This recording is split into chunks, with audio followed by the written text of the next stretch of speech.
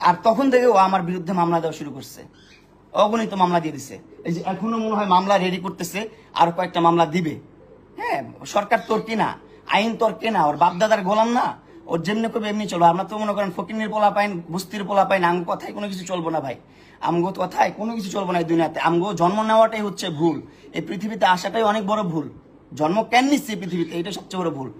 জন্ম নেওয়ার সাথে সাথে মরে যেতাম, সেটাই ভালো ছিল, বুঝছেন?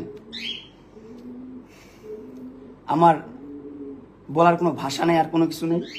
আমি ওর নিয়ে কোনো ধরনের ভাষা ইউজ করতে চাই না, কোনো ধরনের কথা বলতে চাই না। আপনাদেরকে সাক্ষী রাখলাম, আপনাদেরকে সাক্ষী রাখলাম। তোমার বাসায় তো আমি ইচ্ছা করে আসি নাই, তোমার বাসায় তুমি আনাইছো, তুমি ব্ল্যাকমেল করে আনাইছো। তুমি মামলা তুলবা না, এটা করবো না, সেটা করবো না। ঠিক আছে ভাই, ঠিক আছে, আমি আর মন রক্ষা করে চলতে পারবো না ওর। ও আর আমার একটা স্ক্যান্ডাল যদি আসে, সেটার জন্য দায়ী থাকবে লালা। আমার প্রত্যেকটা খারাপ কাজের জন্য দায়ী থাকবে এই মহিলা, 100% দায়ী থাকবে। আমি কি ছিলাম, তুমি কি ছিলা? ডিভোর্সি মহিলা, 2টা সংসার করতে পারো না, স্টুপিড কোথাকার, জানোয়ার কোথাকার, অভদ্র মহিলা, বেয়াদব মহিলা।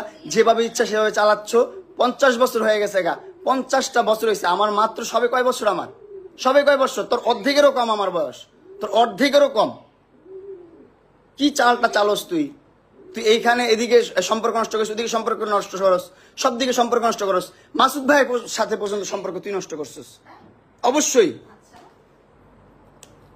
মাসুদ ভাইয়ের সাথেও সম্পর্ক নষ্ট করে দিচ্ছে, সবকিছু করে দিচ্ছে, মানে একবারে ছিন্নমূল করে দিচ্ছ আমাকে।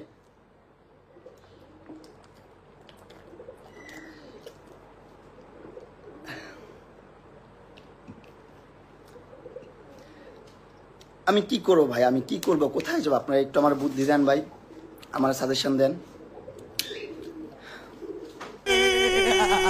মানে